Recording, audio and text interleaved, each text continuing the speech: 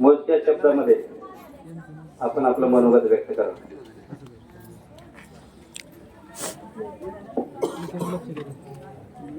नगर परिषद निवडणूक 2025 या निवडणुकीच्या संदर्भात उपस्थित या बैठकीला आम्हा तुम्हा सर्वांचे मार्गदर्शक तथा उदगीर मतदारसंघाचे भाग्य विधाते सन्माननीय आमदार सुधाकर भालेराव साहेब या उपस्थित आहेत.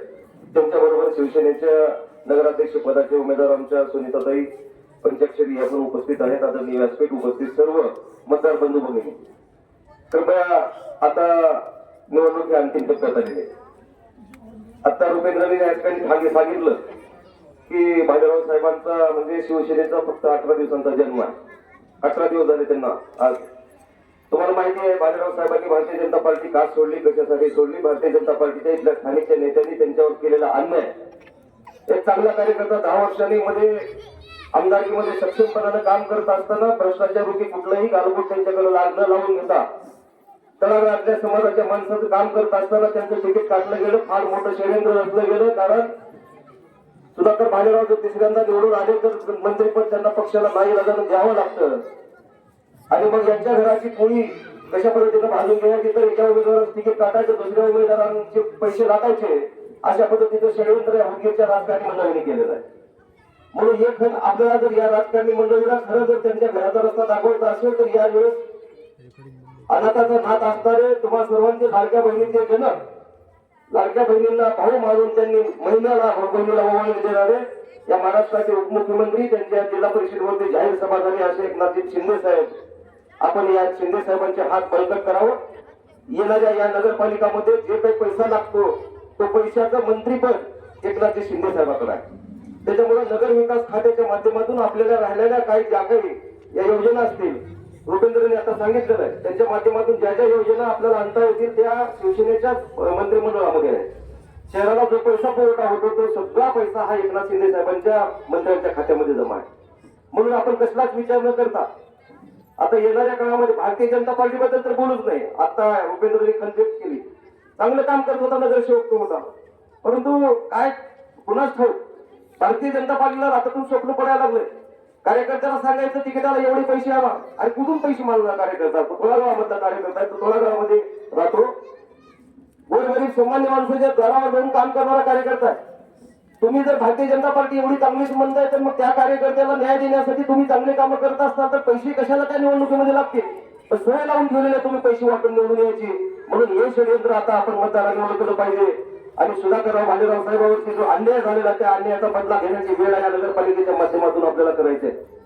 2 तारखेला आपल्याला धनुष्यबाण 3 धनुष्यबाणावर मतदान करायचं आहे.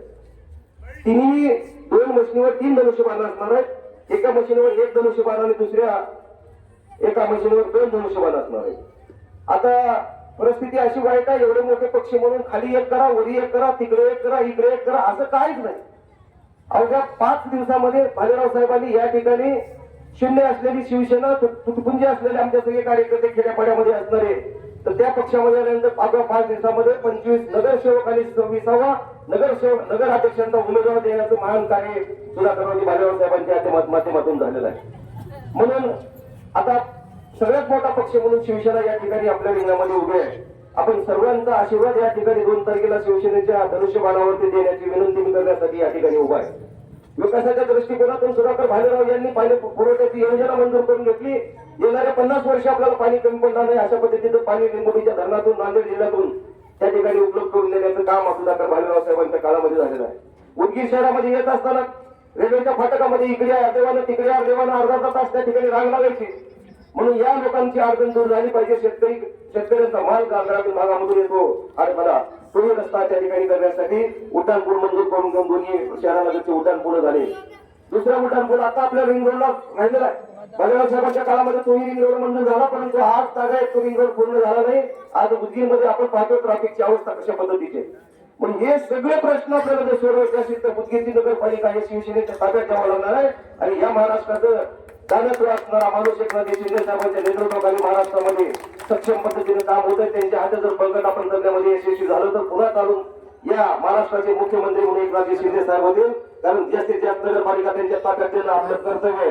आणि त्या माणसाला जर मुख्यमंत्री पदावर राहून लाडक्या बहिणीचे 1581 रुपये जर आपल्याला घ्यायचे असतील तर आज त्या ठिकाणी वचनबद्ध राहणारा माणूस आहे.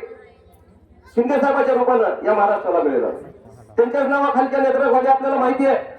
माझ्या माता भगिनी तुम्ही विसरत नाही म्हणून ती योजना फक्त माता भगिनीला दिलं. पुरुष मंडळीला एखादी योजना दिली तर तो विसरतो, परंतु बहिणींना कुठली जर योजना केली तर बहीण विसरू शकत नाही. म्हणून एकनाथजी शिंदे साहेबांच्या संकल्पनेतून मुख्यमंत्री माझी लाडकी बहीण योजना 1500 रुपये त्या माझ्या माता भगिनीला महिन्याला खात्यावर द्यायचा आहे आणि सर्वसामान्य कुटुंबाचे हात बळकट करायचा हे स्वप्न घेऊन मुलाची बाळगून महाराष्ट्रामध्ये दमदारपणानं काम करणारे एकनाथजी शिंदे साहेब आहे. म्हणून त्यांना जर पुन्हा एकदा मुख्यमंत्री म्हणून बघायचं आहे, त्यांनी आपल्याला दिलेलं आहे. आता ते तुम्हाला उदगीरमध्ये मागायला होते, काय मागायला होते? फक्त मतदान रूपी आशीर्वाद मागायला होते. डॉक्टर बाबासाहेब आंबेडकरांनी घटना दिली आणि त्या घटनेच्या माध्यमातून आपल्याला मताचा अधिकार दिलेला आहे. तुमच्यासाठी बाबासाहेबांनी घटना दिलेली आहे. या ठिकाणी आपल्याला आपल्या मनाचा राजा निवडता आला पाहिजे. 5 वर्षाचा त्याची कारकीर्द राहिली पाहिजे. 5 वर्षामध्ये तो राजा मस्तवान झाला तर पुन्हा 5 वर्षांनी निवडणूक आहे, पुन्हा तुमच्या मनाचा राजा निवडता आला पाहिजे. पण चक्की मोठीच्या नावावर आपली मतं विकून आजच आपण भिकारपणानं वागण्याची अवस्था मतदारांना मी विनंती करतो की आपण हे सोडून द्या.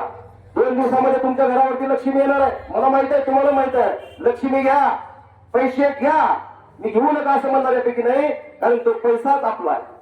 कोणी कुणाची घरं विकून, कोणी प्रॉपर्टी विकून, कोणी शेतातलं सोयाबीन विकून, तुम्हाला कोणाची जनावरं विकून स्वतःचे तुम्हाला पैसे वाटणार नाही. तो पैसा आपलाच वाचवलेला आहे, तो आपल्यालाच पुन्हा मिळणार आहे. तो पैसे घेत असताना बुद्धीला विचार करा. छत्रपती शिवाजी महाराजांचा अभिमान, डॉक्टर बाबासाहेब आंबेडकरांचा अभिमान आणि अण्णाभाऊ साठेंचा अभिमान आणि या ठिकाणी त्यांचा अभिमान बाळगून आपण पैसे घेत असताना एकच शपथ घ्या की हे पैसे आमचे आहेत, आम्ही घेतलोय, पण पुन्हा तुम्हाला निवडून देणार नाही. आम्ही तुम्हाला या ठिकाणी तुमच्या घरचा रस्ता दाखवणार आणि एकनाथ शिंदे साहेबांचे हात बळकट करण्यासाठी, सुधाकरराव भालेरावांचे हात बळकट करण्यासाठी आम्ही धनुष्यबाणावरच बटन दाबणार.